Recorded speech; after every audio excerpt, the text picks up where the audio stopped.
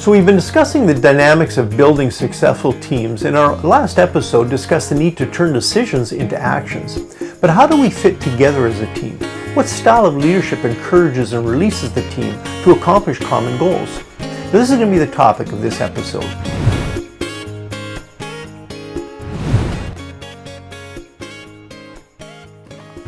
As we saw in our Leadership Foundations workshop, episodes 13 to 16, we as individuals are a combination of our personality, our gifts, our calling, and our motivation. But fundamental to who we are is our personality style. Each person is a mix of 4 basic personality styles, usually with 2 of these more dominant than the others. While we learn new skills and even learn how to adapt our personalities, it is not our job to try and change someone's personality. That will only be frustrating and a bit of a fool's errand.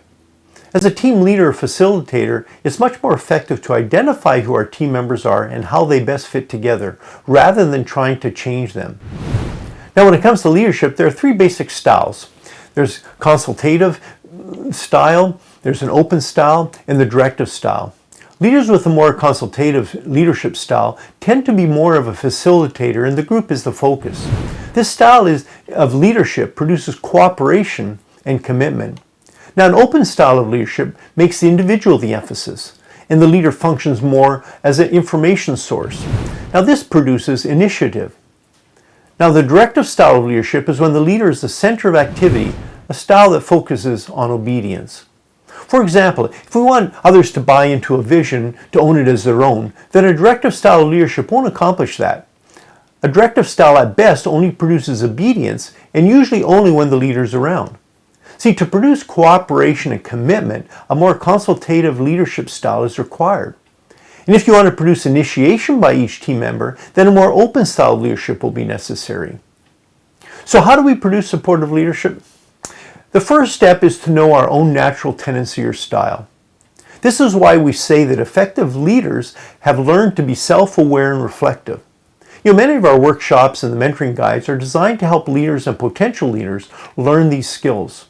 Once we know our natural tendencies, we can learn to adapt in order to match our style with the needs of the team and the situation. Effective supportive leaders learn to adjust their leadership style to meet the changing needs and situation. Now, what style of leadership do you naturally gravitate towards? Are you more of a directive leader? For example, in meetings, do you tend to take charge and become anxious to get down to business? Or do you find it easy to assign tasks and provide schedules and monitor progress? Do you get impatient when others want to prolong discussion? Or are you more concerned with getting your job done than meeting interpersonal needs? Those with this directive style leadership are most relaxed and become more patient and considerate when they are in control. Now, those with more of a consultative style have as a primary goal to have their healthy interpersonal relationships with others, even to the extent of sacrificing team goals. They tend to be very sensitive to the needs of each individual member of the group. They encourage participation of each member, and in high-stress situations, they tend to find it more difficult to reach a goal. Open style leadership is a style which allows the greatest freedom of group members. Unfortunately, this can lead to having too much tolerance with non-productive team members. In meetings, these leaders may have difficulty bringing discussion to a definitive conclusion and then implementing the plan. Now, these types of leaders tend to function best with team members who enjoy working on their own. Of course, none of us function completely with one of these styles, though we tend to have a default setting which favors one of them. Mature leaders learn to emphasize one of these styles or combine them depending upon the situation, which is kind of why we call it situational leadership. Just like with our personalities, it's easy to think, hey, this is just the way I am. You're going to have to deal with it. Yet the mature person learns to adapt their personality to the situation. And situational leadership is similar. Depending upon the situation and the goal, our natural leadership style may have to adapt. As you see from the 4-quadrant box there, we can identify our leadership style according to our relative emphasis on relationships, as well as the level of priority we place on completing the task. Let me take a few moments here and explain the graph.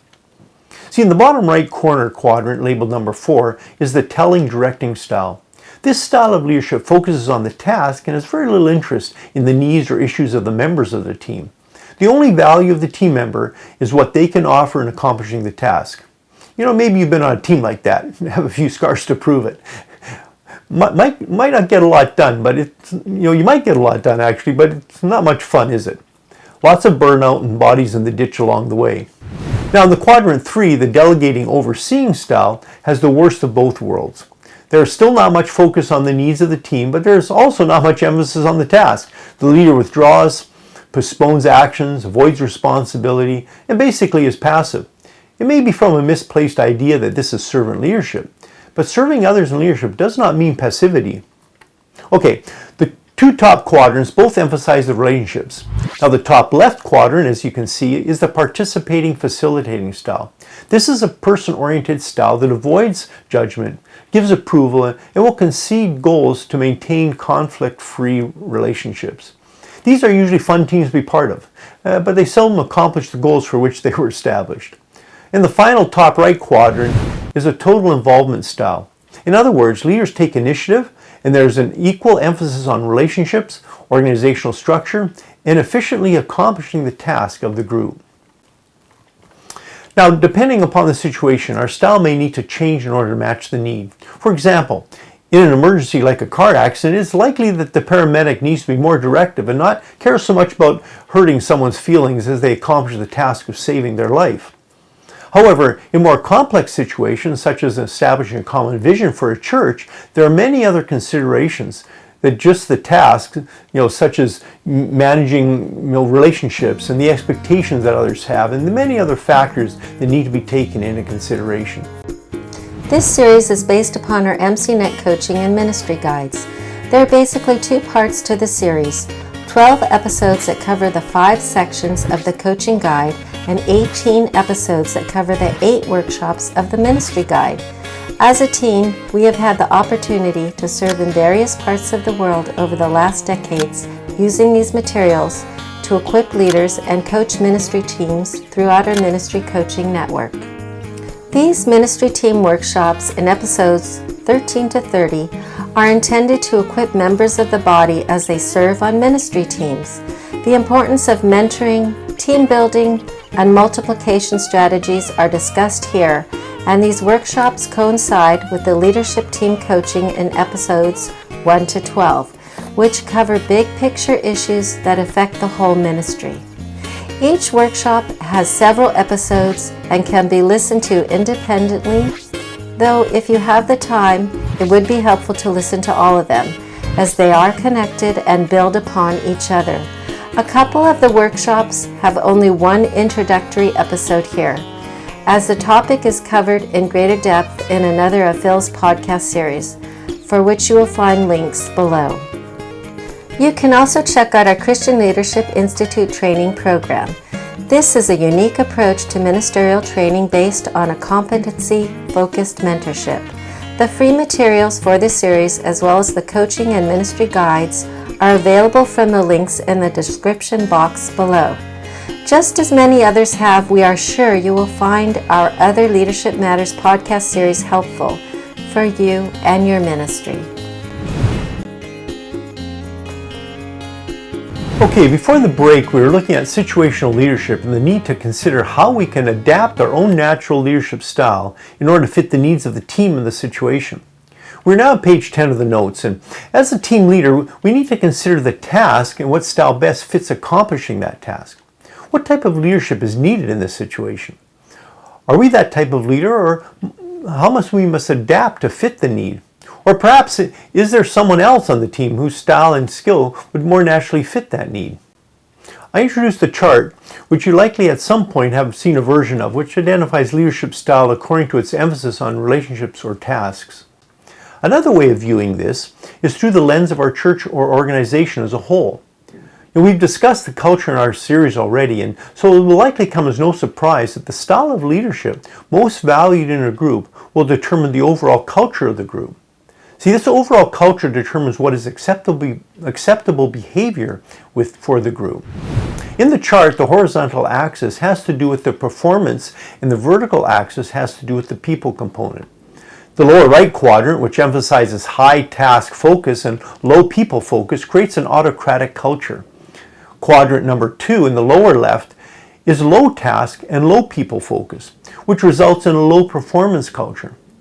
Now, a high focus on people and a low task emphasis results in a paternalistic culture, as we see in quadrant 3, and is usually leadership that is personality driven. Now, the top right quadrant, number 4, is a high performance culture that has a good balance of both a focus on task and as well as people. See, in building effective teams, we need to consider both the individual and the group. Individually, each person has strengths that we need to identify as well as help them minimize their weaknesses.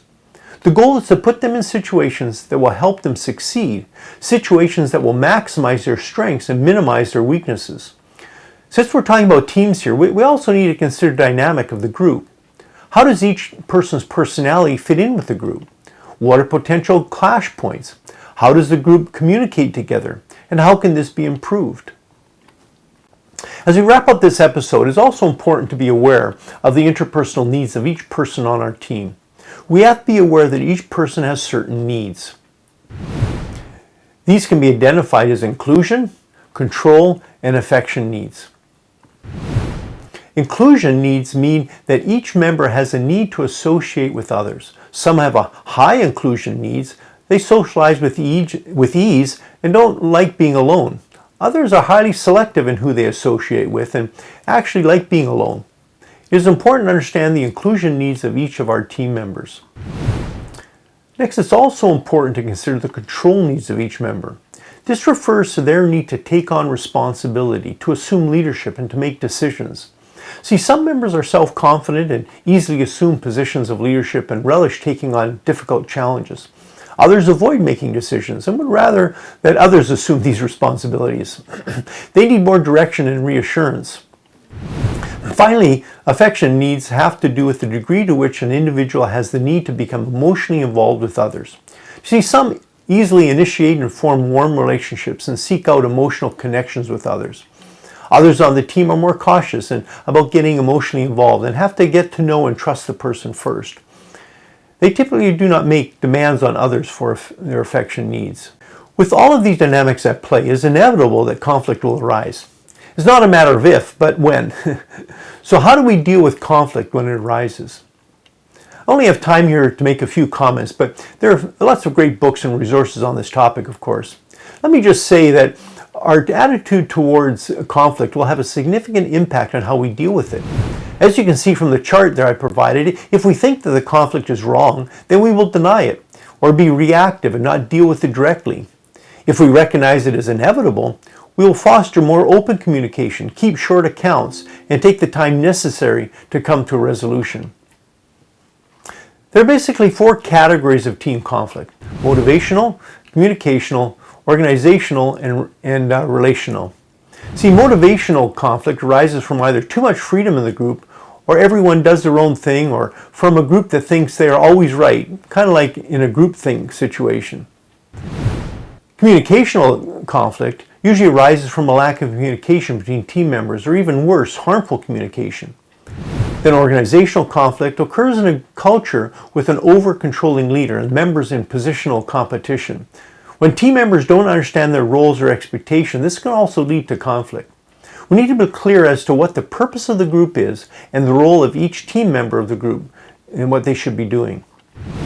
Now, relational conflict arises when there's a lack of trust or unhealthy relationships in the members' personal lives. In order to encourage trust, we need to build a shared vision, help everyone understand their role, and encourage commitment from each other. We also need to commit to healthy communication in the group and keep lines of communication open. Okay, we could take a few more episodes just to discuss this topic, but hopefully some of the other team principles we've looked at will help to mitigate some of the unnecessary conflict that often occurs in teams. As we wrap up, let me provide a 4-step team building activity that over the years I've found helpful with teams. You can find this on page 13. This is usually an activity that requires 2 to 3 hours of discussion, depending on the size of your team. To begin with, each person describes what is expected in their job or role, and then have others ask clarifying questions. Then have each person ask if they agree with the role the person is playing on the team. In this segment, discuss any apparent disagreements or overlaps. Thirdly, have each person then describe what they need from the other person in the group in order to perform their job well. And then finally, have each team member provide input to the person as to what they can do to help them function more efficiently. It may be difficult for some to share, and so you may need to create a welcoming space and have patience to make sure everyone participates. Also be prepared for some emotion, as often team members may feel they have never been heard, and so it can be overwhelming for some to get positive feedback as to how they are impacting the group. This exercise should be done regularly as it helps to create team unity. This workshop is part of our team coaching series created to assist those serving in the body of Christ. The goal is to help you and your team grow healthy, multiplying churches. Now, this workshop corresponds to leadership team coaching, which is in episodes 1 to 12. Now, the complete workshop, Team Building, is covered here in episodes 19 to 21, and it's available as a download.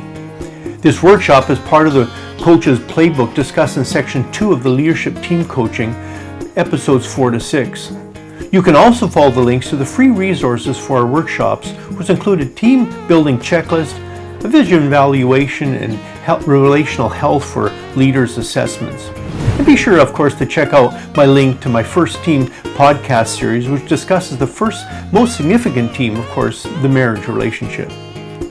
Well, that concludes the second episode of our three-part workshop on team building. Next time I will conclude with some thoughts regarding vision and where vision comes from, as well as a simple tool to help each team within the church understand where it fits in the overall mission of the church.